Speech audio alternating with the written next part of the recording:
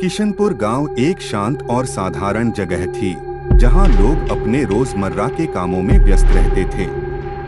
लेकिन गांव के बाहरी इलाके में एक पुराना हवेली खड़ी थी, जिसे लोग चुप्पी हवेली के नाम से जानते थे।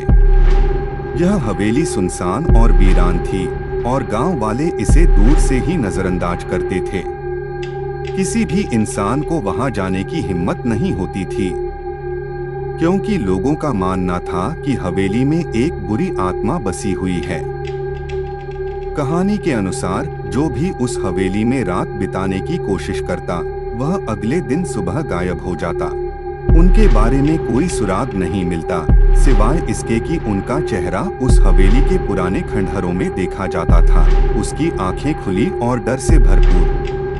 एक दिन गांव में एक युवक राजन आया, जो एक जिज्ञासु पत्रकार था। उसने गांव वालों से हवेली के बारे में सुना और तय किया कि वह खुद जाकर इसका रहस्य जानने की कोशिश करेगा। गांव वालों ने उसे बहुत मना किया, लेकिन राजन ने उनकी बातों को नजरअंदाज कर दिया और रात को हवेली की ओर चल पड़ा। हवेली का दरवाजा अचानक खुला, जैसे किसी ने उसे अंदर आने के लिए बुलाया है। अंदर की हवा में अजीब गंध थी और दीवारों पर उकेरे गए रहस्यमय निशान थे। जैसे ही राजन ने कदम रखा, एक घनी चुप्पी ने उसे घेर लिया। न कोई आवाज, न कोई हलचल, बस एक अजीब सा सन्नाटा। राजन ने अपनी टॉर्च को जलाया और हवेली के अंदर जाने लगा। अचानक उसे एक कमरा मिला, जहां दीवारों पर पुराने चित्र लटके हुए थे। ये चित्र हवेली के पिछले निवासियों के थे।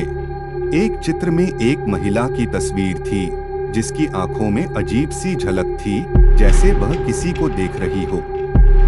राजन ने उस चित्र को करीब से देखा और एक अजीब सी आवाज सुनाई दी, तुमने मुझे देखा, अब तुम्हारा पीछा नहीं छोड़ूंगी। राजन चौंकते हुए पीछे मुड़ा, लेकिन कमरे का दरवाजा बंद हो गया। हवा अचानक तेज हो गई और दीवारों से घिनौनी आवाजें आने लगी।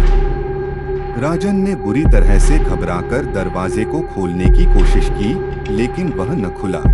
फिर कमरे की कोने से एक छाया निकली, जो धीरे धीरे उसकी ओर बढ़ने लगी। वह छाया एक औरत की थी, लेकिन उसकी आंखें पूरी तरह से काली हो गई थीं। उसके चेहरे पर एक अजीब सी मुस्कान थी और उसके मुंह से एक धीमी आवाज आई, अब तुम मेरी जगह लोगे। राजन की चीखें हवेली की दीवारों में घुल गईं, लेकिन अगले दिन जब लोग हवेली के पास पहुंचे, तो राजन कहीं दिखाई नहीं दिया। उसकी खोई हुई तस्वीरें हवेली के अंदर देखी गईं और उसकी आंखें भी वही डर और दर्द भरी दिख रही थीं। अब भी रात को जब हवेली के पास से कोई गुजरता है, तो वह किसी के मुंह रोने की आवाज सुन सकता है, और जो भी उसके अंदर जाता है, वह कभी बाहर नहीं लौटता। अगर आपको हमारी ये कहानी पसंद आई हो, तो हमें सपोर्ट करना मत भूलिएगा। आपके प्यार और साथ के लिए दिल से शुक्रिया।